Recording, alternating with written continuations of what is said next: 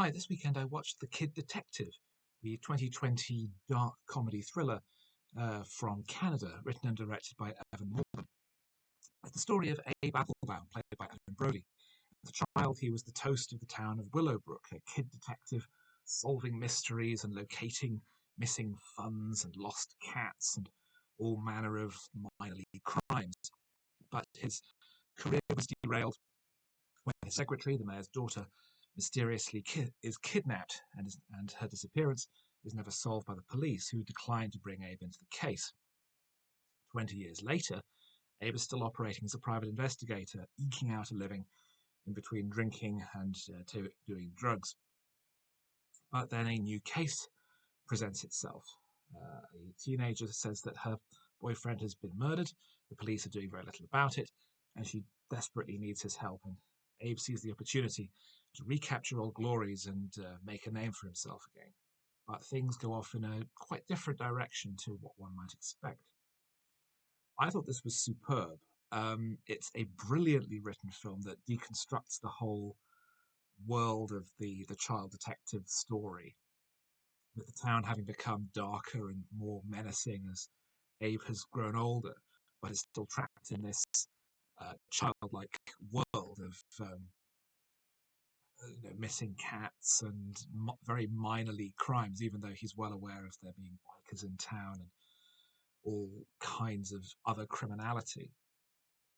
As the story goes on, it really feels very much like David Lynch's Blue Velvet in showing the dark underbelly of pleasant small town suburban America, even though this is actually a Canadian film. And it's, I think, extremely adept at interrogating the myths that I think North America in general has about itself and about small town life through the prism of these idealized Hardy Boys type detective tales.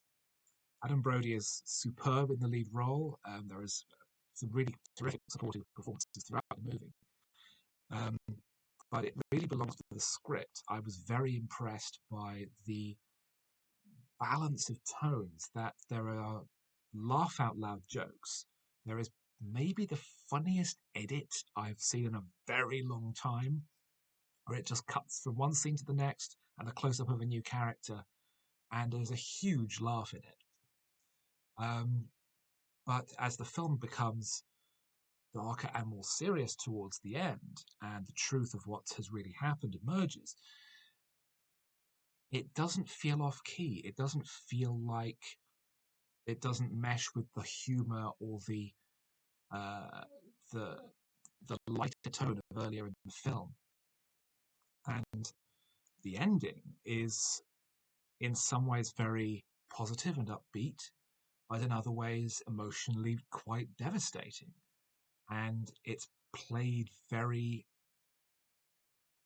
with a great amount of nuance in terms of hitting that very fine line in terms of making the story work, making the environment work, making the central character of Abe completely believable and likable despite his many, many failings.